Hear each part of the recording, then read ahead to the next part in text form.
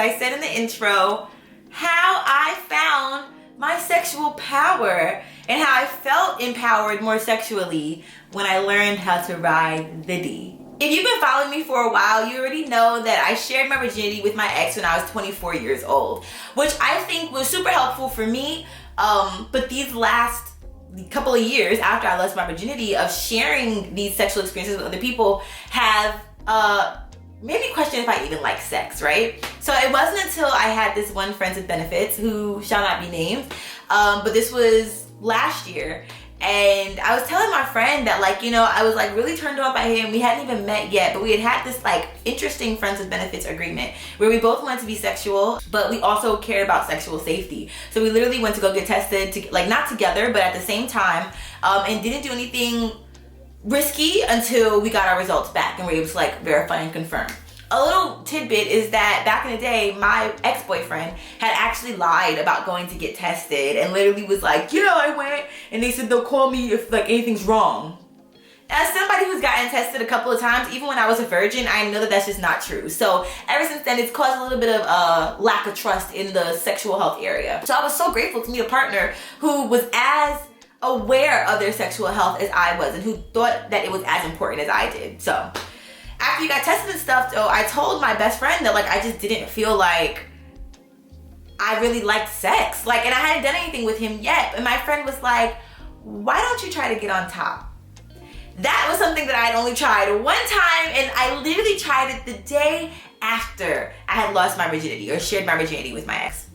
So I don't know who I thought I was. I don't know. I just had, I guess, some type of like major amount of like confidence at that time. It was horrible. I wasn't turned on. We had just gotten into an argument. Like, it was just a lot.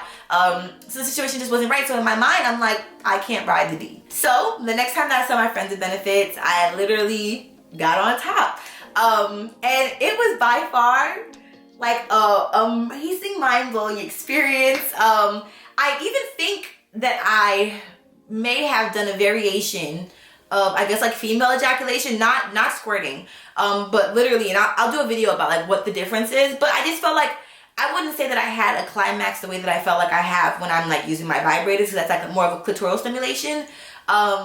Something definitely happened though. Like, it definitely was a mutual moment of just good feelings, and whatever it did, we did it at the same time. So I guess you can say that I came, I don't really know, because then there was another instance that I'm gonna tell y'all about where I was like, oh, this is really how it feels to come, you know?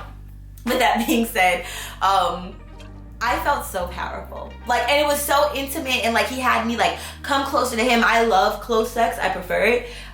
So yeah, that literally was it. Now, I didn't know what I was doing, but I knew that what I was doing felt good. So that was helpful to me. But now I'm gonna make a couple of episodes on here to just teach us all some tips and tricks on how to ride, I don't even want to say better, but just different ways that we can ride it. I do know that a lot of people are commenting under my TikTok post saying that they do not have Megan Thee Stallion knees. Like this. Yeah, where you can like do extra special things with your knees sexually. As I was saying, that maybe instead of being on your knees, then you can go on your tippy toes. Again, I'm gonna do just a whole tutorial about that. But yeah, I'm no like queen of riding, but I will say that my two best sexual experiences with men have been with me being on top. Those are like the most memorable and my most favorite times.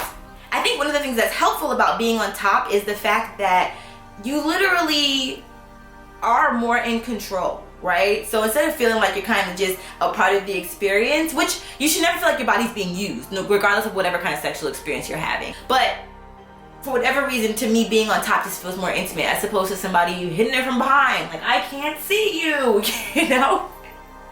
So yeah, if you feel like you're struggling with liking sex and enjoying sex, but you may be a bit of a thrill seeker and like being in control, I'll be honest with y'all, I like being in control. And I like to also be able to relinquish control when I want to, you know? So yeah, that's my little tidbit for the day. If you feel like you're not enjoying sex and you want to really find your power and find your sexual power, and you have a partner that you'd like to try this out with, I definitely recommend safely trying to get on top.